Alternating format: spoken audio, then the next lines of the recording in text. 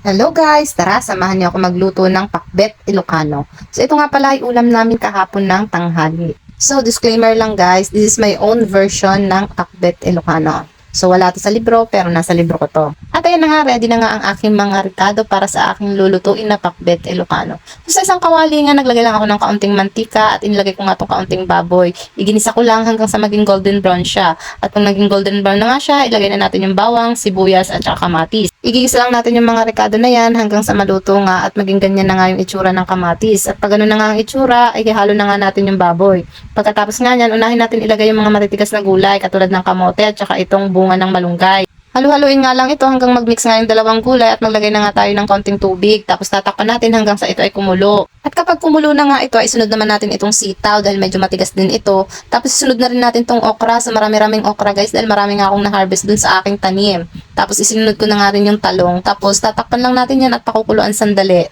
At kapag kumulo na nga, ay ganyan, halu-haluin lang din natin para mag-mix nga lahat at maging pantay nga ang pagkaluto ng ating mga gulay. Tapos tatakpan lang ulit natin sandali. Maya-maya nga, medyo malambot na nga yung mga gulay na yan, ay isunod na natin itong ampalaya.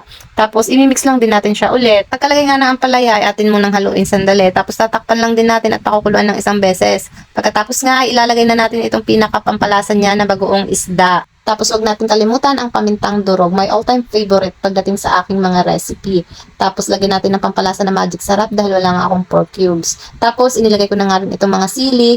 Tapos tatakpan lang din natin yan sandali hanggang sa kumulong at maluto na nga rin yung ibang gulay.